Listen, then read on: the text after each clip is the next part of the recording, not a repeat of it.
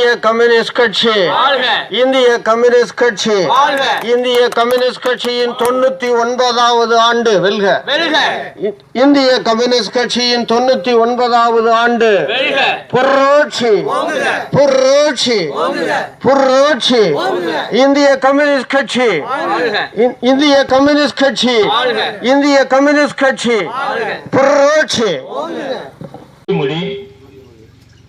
கட்சியின் பொது நோக்கங்களையும் குறிக்கோள்களையும் நான் ஒப்புக்கொள்கிறேன். அமைப்பு விதிகளை உளப்பூர்வமாக ஏற்று கட்சி முடிவுகளை நிறைவேற்ற உறுதி கூறுகிறேன். கம்யூனிசத்தின் லட்சியங்களுக்கு உகந்த முறையில் வாழ முயற்சி செய்வேன். தொழிலாளி வர்க்கத்திற்கும் உழைப்பாளி மக்களுக்கும் நாட்டிற்கும் சேவை புரிவேன். எப்பொழுதும் எனது சொந்த நலன்களை விட கட்சியின் நலன்களையும் மக்களின் நலனையும் முக்கியமானதாக கொண்டு தன்னலமின்றி பணியாற்றவும் போராடவும் இந்த கட்சி இந்த கொள்கை எந்த அளவுக்கு அதுக்கு அழுத்தம் திருத்தமாக நிற்கிறது என்பதனை எல்லாம் நாம் அறிந்திருக்கிறோம். நம்மளுடைய கொள்கையானது கீழ்மட்டத்திற்கு செல்லவில்லை என்கின்ற சில ஆதங்கத்தை எல்லாம் கட்சிகள் இருக்கக்கூடிய தோழர்கள் தொடர்ந்து பதிவு செய்து கொண்டுதான் இருக்கிறார்கள். நம்முடைய பணி 98 ஆண்டு காலத்தை நிறைவு செய்து இந்தியாவில் 99வது ஆண்டு நாம் தொடங்குகிறோம் என்று சொன்னால் நம்முடைய இயக்கமானது சாதாரண வழியில் இதை கடந்து வரவில்லை. கிட்டத்தட்ட 3 முறை அடக்குமுறைக்கு உள்ளாக்கப்பட்ட ஒரு இயக்கம் அது. இந்த இயக்கம் என்பது பல மாபெரும் தலைவர்களை உயிர் தியாகத்திற்கு ஆள்பிடித்திருக்கிறது, இழந்திருக்கிறது. பொருளாதார சீரழிவை தனிப்பட்ட வகையில் கட்சியினுடைய தோழர்கள் சந்தித்திருக்கிறார்கள். அவர்களுடைய பங்களிப்பு சமூக மாற்றத்திற்கு உண்டான ஜாதிய ஏற்றத்தாழ்வை ஒழிப்பதற்கு அவர்கள் தன்னை ஈடுபடுத்தி கொண்ட முயற்சி அளப்பரியது. அவருடைய மாற்றம் என்று தமிழகத்தில் நாம் குறிப்பாக பார்க்க முடியும். திராவிட முன்னேற்றக் கழகமாக இருக்கட்டும் இல்லது அண்ணா திராவிட முன்னேற்றக் கழகமாக இருக்கட்டும், இவர்களெல்லாம் நம்முடைய கொள்கையை ஒரு குறைந்தபட்சம் அவருடைய சித்தாந்தத்தில் அவருடைய கொள்கையிலும் நம்மளை வைத்திருக்கிறார்கள். அதுதான் சனாதனத்தை பற்றி ஒரு கவர்னர் சொல்லுகிறார், வடநாட்டில் இருக்கக்கூடியவர்களெல்லாம் சொல்லுகிறார்கள்.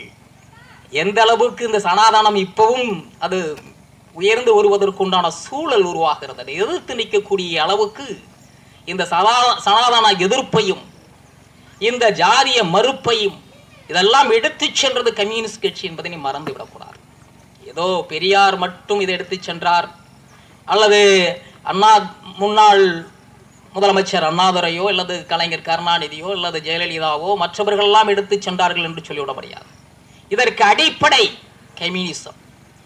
கம்யூனிசம் இல்லை என்று சொன்னால் இன்று தமிழகம் எந்த அளவுக்கு பொருளாதாரத்திலும் அல்லது சமூக நீதியை முன்னெடுத்து செல்வதிலும் இந்த மாநிலம் ஒரு முதன்மையான மாநிலமாக வந்திருக்கும் என்று சொல்ல எவராலும் முடியாது. கம்யூனிஸ்ட் கட்சி மாற்றத்திற்கான அடித்தளத்தை இட்டுக் கொடுத்தது, அது தொய்வில்லாமல் இயங்கிக் கொண்டிருக்கிறது. ஆட்சி அதிகாரத்திற்கு வராமல் வேணால் இருந்திருக்கலாம். ஒரு இயக்கம் 98 ஆண்டு காலம் இந்திய தேசத்தில் ஆட்சி அதிகாரத்திற்கு வராமல் தன்னை உயிர்ப்புடனும் போராட்ட களத்தில் தொடர்ந்து தக்க வைத்துக் கொள்ளக்கூடிய வலிமை கம்யூனிஸ்ட் கட்சிக்கு மட்டும்தான் இருக்கிறது. ஒரு தலைவன் வருகிறான், அவன் இறந்து போனால் அந்த கட்சி இயக்கம் போய்விடுகிறது. அல்லது ஒரு 2 பேர் 3 பேர் சேர்ந்து ஒரு கட்சியை தொடங்குகிறார்கள், பிளவு ஏற்பட்டால் அந்த இயக்கம் சின்னாபின்னத்தை சந்திக்கிறது. இதை கொள்கையை அடிப்படையாக கொண்டு இயங்குகிற இயக்கம் இது. எத்தனையோ தலைமுறைகள் வந்தாலும் இந்த பூமி இருக்கிற வரை இந்த இயக்கம் இருக்கும். மக்கள் பணியாற்றும் இயற்கையை பாதுகாப்பதிலும் இயற்கையில் கிடைக்கக்கூடிய வளங்களை பிரித்தளிப்பதிலும் தொடர்ந்து குரல் கொடுக்கக்கூடிய இயக்கம் இந்த இயக்கம். அதற்காக அவர்கள் அர்ப்பணித்த தோழர்களையும் நினைவு கூறக்கூடிய விழாவாக இருப்பதனால் அவர்களுக்கும் அவருடைய நினைவை போற்றி வீர வணக்கத்தினை கேட்டி கேட்கும் வாழ்த்தை RNK அவர்களுக்கும் சொல்லி வாய்ப்புக்கு நன்றி கூறி விடை. 24 தேர்தலில் பிஜேபி வெற்றி பெற்றால் நம் எல்லோர் மீதும் வழக்கு வரும். நீங்க நம்ம சதி வழக்கெல்லாம் பழைய கதை இல்லை.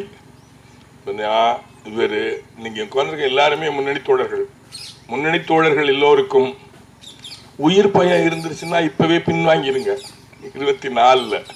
ஏன்னா 24க்கு பிறகு அவர்கள் என்ன செய்வதாக இருக்கிறார்கள் என்றால் பழைய திட்டம் அது. இப்பொழுது காட்டுகின்ற முகமெல்லாம் தேர்தல் முகம், சட்டப்பூர்வமான முகம் என்று காட்டுவதெல்லாம் சும்மா போலி. அவர்களுடைய முகம் இந்த அரசியலமைப்பு சட்டத்தையே கிழித்து போட்டு விட வேண்டும் என்பது. ஜனநாயகம், பார்லிமெண்ட், கோர்ட்டு எல்லாவற்றையும் கிழித்து போட வேண்டும் என்கிற மிகப்பெரிய திட்டத்தோடு வந்திருக்கிறார்கள். அவர்கள் ஆரம்பித்ததும் 1925 தெரியுமா? RSS அமைத்தது. அவங்களுக்கு 99வது ஆண்டு விழா நடந்துகிட்டு இருக்கு. அவர்கள் இந்தியாவை தலைகீழாக மாற்றிவிட்டு ஒரு பாசிச ஆட்சியை கொண்டு வர வேண்டும் என்று நினைக்கிறார்கள். ஆனாலும் ஒரு நம்பிக்கையை சொல்கிறேன், எப்போதும் வரலாறு முழுவதும் அறிவியல் தான் ஜெயித்திருக்கிறது.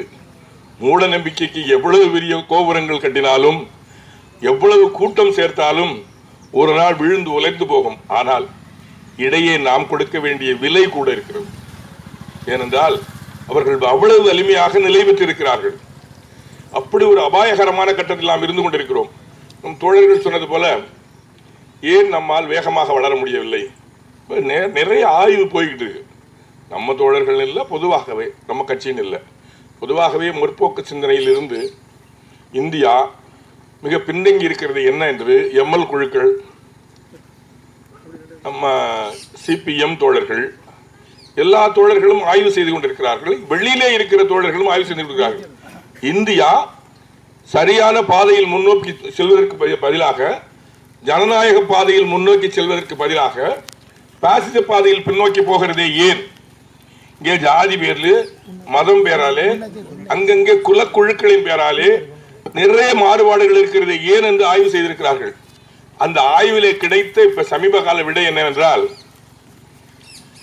இந்த சிதறிய உற்பத்தி வடிவங்கள் இருக்குல்ல, 4 மாடு, 1.5 மாடுன்னு ஒரு ஊர்ல நான் ஒரு அம்மா மாடு மேய்ச்சிட்டு போச்சு. அந்த ஊருக்கு, அந்த ஊர்ல நமக்கு ஒரு பிரமுகர், அவர்கிட்ட சொன்னேன், இந்த மாதிரி 1.5 மாடு மேய்ச்சிக்கிட்டு திரிஞ்சா அந்த அம்மாவுக்கு ரேஷன் கார்டு கொடுக்கணும், 1000 ரூபாய் காசு கொடுக்கணும், வீடு வேணும், வாசல் வேணும், இதெல்லாம் எப்படி போறதுன்னு. அதே மாதிரி தான் நாம ஒவ்வொருவரும் இந்தியா பூராவிலும், கன்னியாகுமரியிலிருந்து காஷ்மீர் வரை உற்பத்தி முறையிலே ஒரு திரட்சி இல்லை.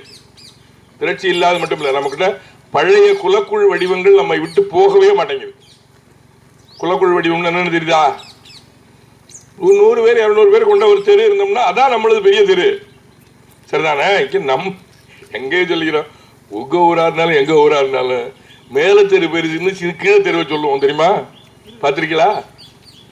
கீழே தெரு பெருசுன்னு, தெற்கு தெரு பெருசுன்னு வலைதள சொல்லுவோம். இதெல்லாம் என்ன மனுவல் தெரியுதா?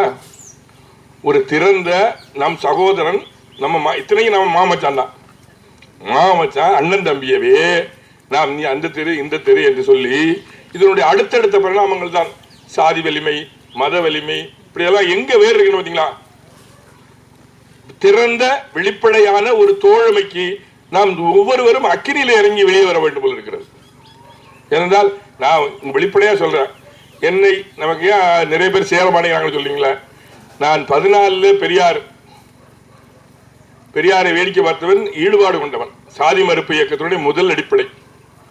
76 வரைக்கும் தீவிர திமுக காரணம். என்னுடைய சுய விமர்சனம் பண்ணிக்கிறேன்.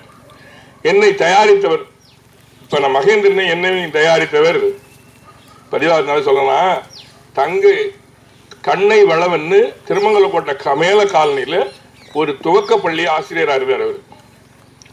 அவர் புனை பேர் வச்சுக்கிட்டார் கண்ணை வளவன்னு. அவருடைய சொந்த பேர் தங்கவேலன். மகேந்திரன் அவருடைய புத்தகத்தை எழுதியிருக்காரு, என்னை தயாரித்தவர்ங்கிற புத்தகத்தில் அவருடைய முன்னுரையில் அவர் படம் போட்டிருக்காரு. அந்த தங்கவேலனாரு 3 ஆண்டுகள் என்னை தயார் பண்ண கஷ்டப்பட்டேன்னு சொல்லி வேறொரு நண்பர் சொல்லியிருக்காரு. நான் எல்லாரையும் சீக்கிரம் புரிய வச்சுட்டேன், பிரகாசத்தை புரிய வைக்கிறதுக்கு அவ்வளவு சிரமமா இருந்துச்சுன்னு. அவருடைய அவ்வளவு சிரமப்பட்டு புரிய வச்சதுனாலதான் இன்னைக்கு வரைக்கும் மார்க்சியம் ஒரு வேறு வழியில்லாத ஒரு தத்துவம் என்பதை புரிந்து கொண்டிருக்கிறோம் எல்லாரும், ஒவ்வொருவரும். ஏனென்றால் நிறைய இடத்துல சொல்றாங்க, ஏன் மார்க்சியம் தோற்று விட்டது உலக அரங்கிலே, சைனாவில் கலைஞ்சு போயிடுச்சு, சீனாவில் நெருக்கடிக்கு உள்ளா இருக்கிறது, இது கியூபா நெருக்கடிக்கு உள்ளா இருக்கிறது சொல்லும் போதெல்லாம் திரும்ப நம்ம தோழர்கள் கேட்கிற ஒரே கேள்விதான் உலகம் முழுவதிலும், மாற்று இருந்தால் சொல்லுங்கள். ஆமா, மார்க்சியம் தோற்றுவிட்டது. முதலாளித்துவம் ரொம்ப சந்தோஷமா இருக்கா? ரொம்ப அமைதியான வகையில் போயிட்டு இருக்குதா? முதலாளித்துவத்தினுடைய நெருக்கடி மேலும் மேலும் அதிகரித்துக் கொண்டே இருக்கிறது. இந்த முதலாளித்துவத்தினுடைய நெருக்கடிக்கு மாற்று சிந்தாந்தம் ஏதாவது இருக்கிறதா என்று கேட்டால் யாரிடமும் பதில் இல்லை. என்றால் குவிதலும் இயற்கையில் நீங்க மனிதகுலம் தோன்றி வரலாற்று ஆய்வாளர்கள் சொல்கிறார்கள் 1,00,000 ஆண்டுகளுக்கு முன்னால் தான் அந்த நம்முடைய மூதாதையர் குரங்குக்கும் ஒரு வேடிக்கையாக எழுதியிருக்கிறார். நேரு வாய்ப்பு கிடைக்கிறவங்களா அந்த புத்தகத்தை வாங்கி படிங்க. யுவால் ஹராரேன்னு பேரு. அவர் அந்த புத்தகத்தோட பேரு சேப்பியன்ஸ். அதுல சொல்றாரு, ஒரே தாய்க்கு பிறந்த 2 குழந்தைகளில் ஒன்று குழந்தையானது, ஒன்று குரங்கானது, இன்னொன்று மனிதனானது. அந்த மூதாதையருடைய தொடர்ச்சி நம்முடைய சின்னம்மா பெரியம்மா, சின்ன பாட்டி பெரிய பாட்டின்னு சொல்லுவார் அவர். எனவே 1,00,000 ஆண்டுகளில் அவரே ஆய்வுல சொல்றாரு 60,000 ஆண்டு காலம் வேட்டையாடிகளாக இருந்தார். 40,000 ஆண்டுகள் தான் இவர் சிறு சிறு விவசாயத்திற்கு வந்தது. பண்பட்ட விவசாயமாக மொழி இலக்கியங்கள் இவைகள்லாம் வருவதற்கான வாய்ப்புகள் 15,000 ஆண்டு காலம் இருக்கலாம் என்று தோராயமாக சொல்கிறார்கள். ஏனென்றால் தொல்காப்பியத்தை பற்றி மறைமலையடிகள் ஒரு புத்தகத்திலே ஆய்வு செய்கிறார். தொல்காப்பியத்திற்கு 5,000 ஆண்டு காலம் இருக்கலாம் என்று ஒரு ஆய்வு சொல்லப்படுகிறது. அதற்கு முந்தி இருக்கும் என்று சொல்லப்படுகிறது. ஆனாலும் மறைமலையடிகள் என்ன எடுத்துக் கொள்கிறார் என்றால், அந்த 5,000 ஆண்டு கால தொல்காப்பியம் பழமையானது என்றால் அந்த இலக்கணம் தோன்றுவதற்கு முன்னாலே இந்த மொழி தோன்றுவதற்கு எத்தனை ஆண்டு காலம் முன்னால் இருந்திருக்க வேண்டும். ஒரு இனம் நிலைத்து வாழ்ந்த பிறகுதான் அந்த மொழிக்கு சொந்தக்கார குணமாக இருந்திருக்க வேண்டும். அதனாலதான் 15,000 ஆண்டு காலம் நில உடைமை சமூகத்திற்கு வந்திருக்கிறோம் என்று. நில உடைமை சமூகத்திலிருந்து சிதறி கிடந்த மனித கூட்டம் சும்மா 300-400 வருஷத்துக்கு பிறகுதான் உற்பத்தி, நுகர்வு, மூலதனம், திரட்சி எல்லாம் குவிந்திருக்கிறது. இந்த அறிவுக்கு பிறகு, அறிவியலுக்கு பிறகுதான் மூலதன திரட்சி வந்த பிறகுதான் மூலதன திரட்சியினுடைய மறுவிளைவு என்ன ஆகும் என்பதை நல்ல வேளை மூலதனம் திரளுகின்ற காலத்திலேயே கார்ல் மார்க்ஸ் கண்டுபிடித்து விட்டார். முதலாளிகள் சந்தை தன்னைத்தானே புதுப்பித்துக் கொள்ளும் என்று சொல்லும் போது இல்லை, சந்தை தன்னைத்தானே புதுப்பித்துக் கொள்ளாது என்றார். முதலாளிகள் மால்தோ சொன்னார், மக்கள் தொகை பெருக்கம் சமூக பொருளாதாரத்தை கெடுக்கும் என்று சொன்ன போது மார்க்ஸ் சொன்னார், மக்கள் தொகை பெருக்கம் சமூக பொருளாதாரத்தை கெடுக்காது. ஏனென்றால் மனிதன் வெறும் வாயோடு பிறக்கவில்லை, உழைக்கும் 2 கைகளோடும் சேர்ந்து பிறந்திருக்கிறான். எனவே அவன் சமூகத்தை கட்டியமைப்பான் என்று. நேற்று கூட நாங்கள் பட்டுக்கோட்டையில் பேசிக்கும் போது சொன்னோம், ஒரு சின்ன விவாதம் எங்கள் நண்பர்களோட. நம்ம தலைமுறைக்கு தெரியும், எங்களோட ஒரு பெரிய பொதுமை 4 பேர் இருந்துகிட்டே இருக்கிறோம். தொடர்ந்து அதை பற்றி பேசிக்கொண்டே இருக்கிறோம்.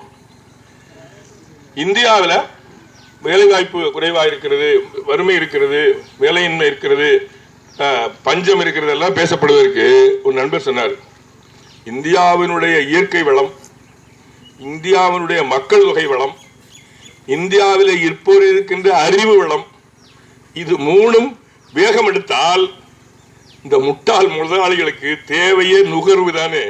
நுகர்வு வளத்தில் அவர்களுக்கு லாபம் வேணும், அவ்வளவுதானே. நுகர்வு வளத்தில் லாபம் யாருக்கு அதிகமா இருக்கும்னா முதலாளிகளுக்கு லாபம் அதிகமா இருக்கும். இந்த இந்திய முதலாளிகளை பற்றி நம்முடைய நக்சல்வாரி அமைப்புகள் சொல்வது தரக முதலாளிகள் என்று. நம் கட்சி அதை ஏற்றுக்கொள்ளவில்லை. என்றாலும் இவர்களுக்கு சொந்தமாக தொழில் துவங்குவதிலே இருக்கின்ற பிரச்சனை தான் இந்தியாவில் இன்னும் வேகம் எடுக்கவில்லை. தரக முதலாளிகள் தான் ஒரு ஓரளவுக்கு இருப்பார்கள் போல இருக்கிறது. ஏனென்றால் இந்தியாவிலே தொழில் மூலதனம், தொழில் பேட்டைகள், விவசாயம் வேகம் எடுக்கிறது, விவசாய உற்பத்தி முறை வேகம் எடுப்பது, விவசாயத்தில் ஒரு திரட்சி வருவது, இந்த போக்குகள் எல்லாம் குறைந்து வேகம் எடுக்காததற்கு காரணம் இந்திய முதலாளிகளினுடைய அணுகுமுறை. மூலதனத்தை பெருக்குவதிலே இந்திய முதலாளிகளுக்கு பெருக்க தெரியவில்லை. அதானிக்கு அம்பானிக்கும் ஏர்போர்ட், அந்த போர்ட், இந்த போர்ட் சொல்லிட்டு ஆஸ்திரேலியாவில் போய் நிலக்கரி சுரங்கம் எடுக்கிறதுக்கு இலங்கையில் போய் முதலீடு செய்வர்களாகவே நம்முடைய முதலாளிகள் இருக்கிறார்கள். எனவே இந்தியாவில் முதலாளித்துவம் வளர்வதிலே பெரிய சிக்கல் இருக்கிறது. முதலாளித்துவம் வளர்ந்திருந்தாலும் நமக்கு தொழிலாளிகள் கிடைச்சிருப்போம். திரண்ட தொழிலாளிகள் கிடைப்பதிலேயே இன்னைக்கு 10 கோடி பேர் தான் வங்கி தொழிலாளிகள் இருந்து எல்லா தொழிலாளர்களும் சேர்ந்து போராட்டம் நடத்தியிருக்கிறார்கள். எனவே நாம் திரண்ட தொழிலாளர்களை கொண்டிருக்கும் போதுதான் நம்முடைய கட்சி வளர்ச்சிக்கு வாய்ப்பு இருக்கும். சிறு குறு முதலீட்டாளர்களாக இருக்கும் போது என்ன சிக்கல் வருதுன்னா, ஒன்னா ஒவ்வொருத்தரை பார்த்து நீங்கள் புரிந்து கொள்ளுங்கள் அரசியலை, நீங்கள் புரிந்து கொள்ளுங்கள் அரசியல்னு தின்ன உட்கார்ந்து கிளம்ப வேண்டியிருக்கு. தெரியுதா? எங்க நம்ம தோப்பு நாயகத்திலேருந்து ஒருத்தர் கம்யூனிஸ்ட் கட்சி கேஸுக்கு இருந்தார். அவர் சொன்னார், அவர் அன்னைக்கு நம்ம கம்யூனிஸ்ட் பிரசிடென்ட், அவர் இத்தனைக்கும் எழுத படிக்க தெரியாது. நம்ம வீடியோ பிடித்திருந்தால் லைக் பண்ணுங்க, ஷேர் பண்ணுங்க, சப்ஸ்கிரைப் பண்ணுங்க, மறக்காம பெல் ஐகானை கிளிக் பண்ணுங்க.